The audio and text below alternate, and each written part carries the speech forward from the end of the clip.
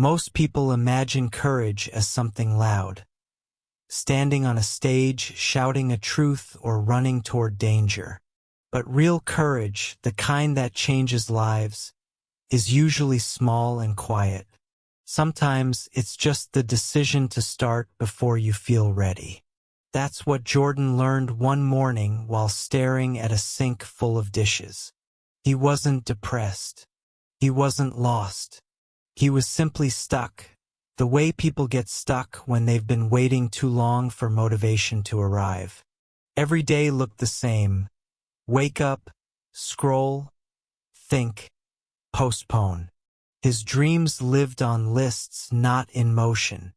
Then, as if whispered by the universe itself, came a strange thought. What if I just try for 90 seconds? Not to finish, not to be perfect, just to begin. He set a timer, turned on the water, and started washing.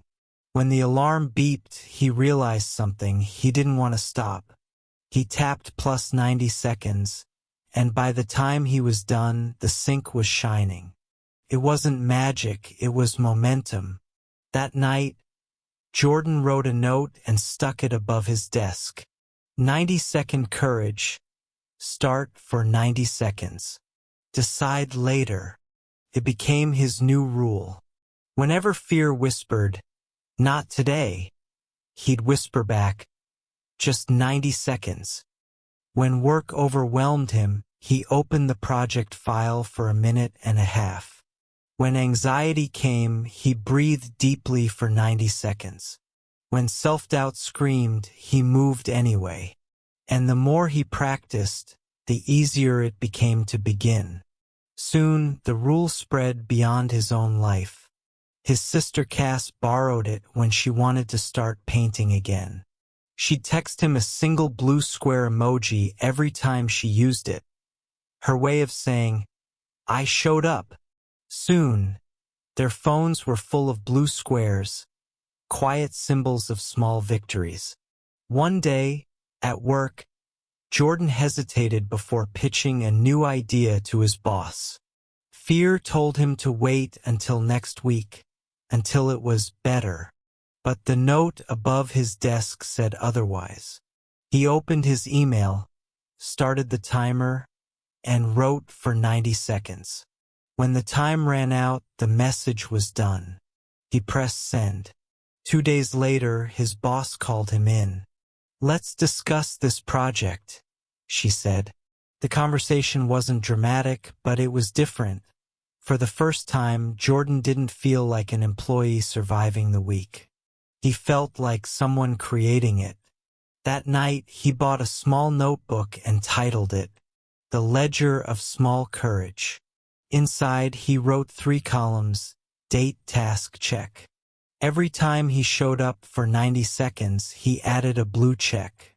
No judgment, no pressure, just evidence that he'd tried. Over time, the pages filled. Phone calls made. Messages sent. Ideas started. Fears faced. The notebook became his quiet proof that small steps count. Always. Months later, he shared the rule with Maya, the neighbor's daughter, who had given up learning guitar. "Just play for 90 seconds, he said. A week later, she was practicing every afternoon without noticing the clock. When he asked how it felt, she smiled. "It's like the guitar stops being scary after a minute." Not everything went perfectly. There were days Jordan didn't touch the timer at all. Days when he felt numb and wrote, "0 today. Try again tomorrow." But even that was courage, the courage to stay honest.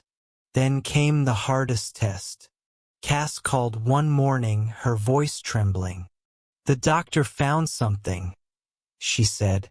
The world froze. At the hospital, Jordan sat beside her.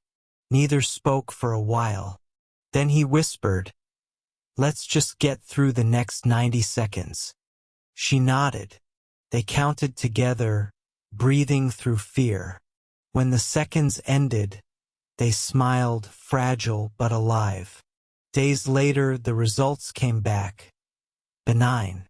Cass laughed through tears, saying, "Your little rule works everywhere, doesn't it?"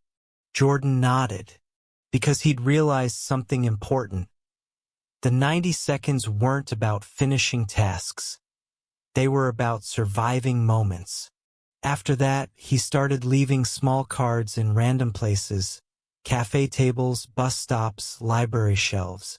Each one said, "Start for 90 seconds. Stop if you must. Decide later." He didn't sign them, but one morning, someone taped a note to his building's elevator that read, "Your 90-second rule helped me get out of bed today. Thank you." He smiled. That was the day he understood. Courage multiplies when shared.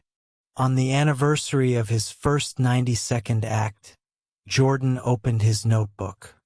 Hundreds of blue checks stared back at him, each one proof of a day he didn't give up. At the bottom of the last page, he wrote, "Small courage doesn't make headlines. It builds lives." He set the timer one last time, whispered, "I can do 90 seconds," and began again.